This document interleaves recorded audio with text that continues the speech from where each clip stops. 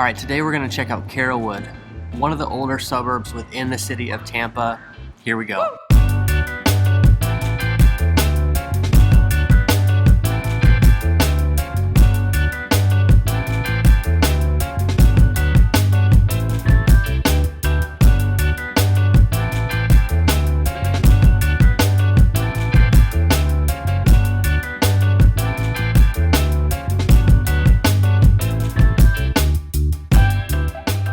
I'm Sam, and thanks for coming by the Living in Tampa, Florida channel.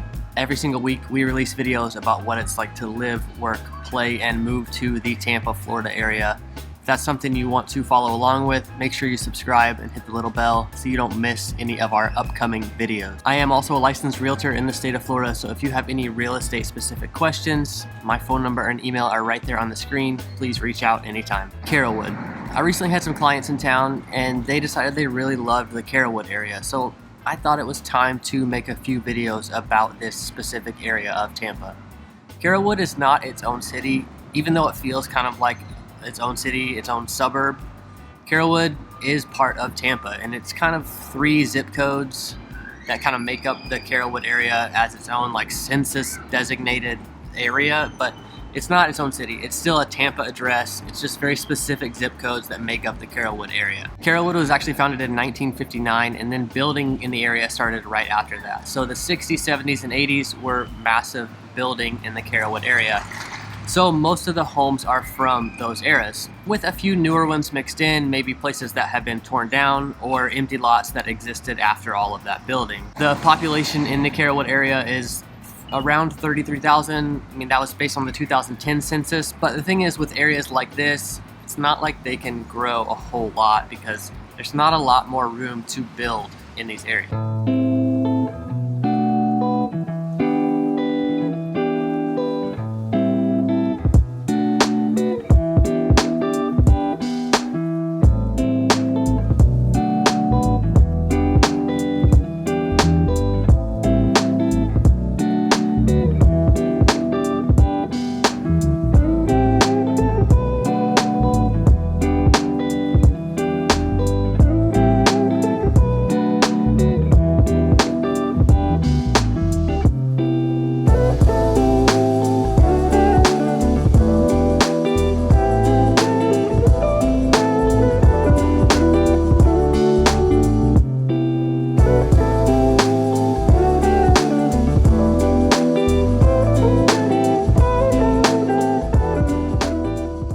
Couple interesting facts that I came across in my research. The Carrollwood area was hit by a tornado on April 4th, 1966, when there was this huge tornado storm across central Florida, and Carrollwood was actually hit by that tornado in 1966. Another thing that stood out as very interesting to me is that Carrollwood is almost 40 feet above sea level.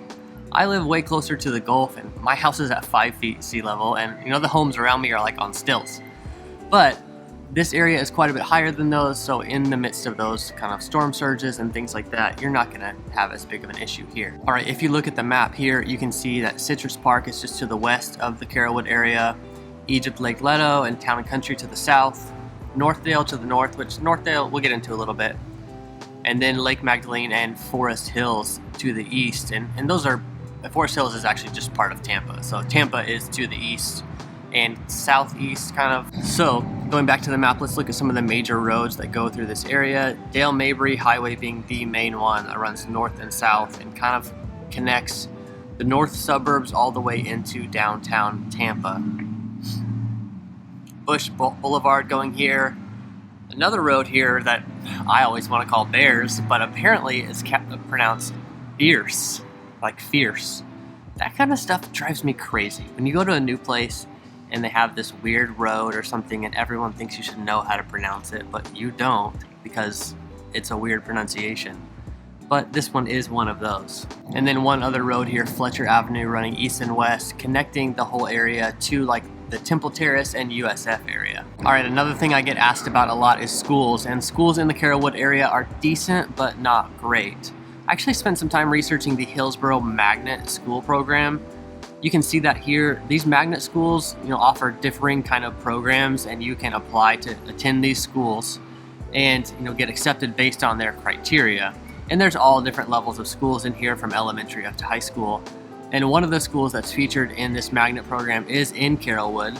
Leto High School. It means something to some people. I grew up in a really small town, one high school, so that didn't matter to me. But I know if your kids are very college bound, even like Ivy League bound, these kind of things are important. But take a look at these like magnet school programs, and each of these schools in these programs in the county offer very different things. You know, some with very intense and like focused STEM programs, others with, you know, really good theater programs and things like that. My wife grew up in this area, well, in the Tampa area, and she went to a magnet school, her and her brothers did. And I asked my mother-in-law last night what it was like to apply to that. And I mean, she remembers applying and just feeling like, we'll see if they get in. And you know, once my wife's older brother got in, then it was a lot easier for my wife and her younger brother to get into those. You know, once you have one sibling in there, then you're not as, or you have like better chances in the lottery system. So it's quite a bit easier to get in, but it's actually still not guaranteed. I assumed it was guaranteed once you had one sibling in there to get the others, but it's not. These kind of schools are very interesting. They have a very different approach, these magnet schools, and I just want to read a little bit from this website. And magnet school teachers are specially trained not only in theme integration, but also in innovative and rigorous academic instructional methods. Magnet schools offer students opportunities to discover, explore, and refine their talents and interests while focusing on excellence and academics. So obviously these schools are just much more intentional than a lot of, and that is often what people want when they are looking for good schools for their family. They're looking for, you know, teachers that are very engaged, teachers that are not overworked and stressed out, and they're looking for an environment where their child can pursue their interests and be encouraged to keep pursuing the things that they are most interested in and maybe even most skilled. Let's talk about income a little bit. How much do you need to make to live in the Carrollwood area? And this kind of goes back to another one of my videos of whether or not you can afford to live in the Tampa area. This area is pretty common among that theme, that kind of 70 to 80,000 for a family. It's really about what you need to make to live in this area. And the biggest factor in that is housing expenses. And we'll get into kind of some average housing prices as well. Homes in this area are getting more and more competitive week after week. And I've even seen prices increase in the past few months pretty dramatically. I have one client who's under contract on a house here in the Carrollwood area. And it's about a $450,000 house. It was built in the 70s, 4 bedrooms, smaller 4-bedroom house. You know, a little under 2,000 square feet with a pool. Needs some updates. It's really cool in like a nice mature neighborhood, but it's not the typical kind of suburban house that a lot of people are looking for. And there are cheaper homes available in the area, condos, townhouses, and small houses, both in the Carrollwood area and the Northdale area. And there is kind of a whole spectrum of homes, you know, starting with those cheaper homes that may be connected to another building like townhouses or condos, really in the high 100s, all the way up from there, up and up and up, as high as you would think a suburban neighborhood would go, you know, a few million for some houses that are on maybe huge lots or, you know, really big custom houses. But really that average house that people are contacting me about, that 4-bedroom house with a pool with some updates, is somewhere between $450,000 and $550,000 in the Carrollwood area. So you've heard me refer to Carrollwood and Northdale a few times, and I kind of think of these areas as very similar to each other and kind of as the same area. And keep in mind, you know, I've been here for a year. I have the perspective of someone that's been here for a year, not the perspective of someone that's like grew up here. So I think of these areas as very similar, Carrollwood and Northdale, with Northdale being slightly more rural and even access to bigger lots, because it does reach all the way up to like Keystone and Lutz. Those areas are quite a bit more rural than the Tampa area. And the north edge of Northdale gets some of that feel as well. And Northdale is just named after North Dale Mabry Highway, which is pretty boring, but kind of interesting, I guess. And in Northdale, there's about 22 to 25,000 people. So that makes, you know, the 33 plus the 22, about 55,000 people in the Carrollwood, Northdale area. I was impressed that I was able to do the math that fast. I mean, it's pretty simple math, but I still am always nervous to do math on the spot, on the camera.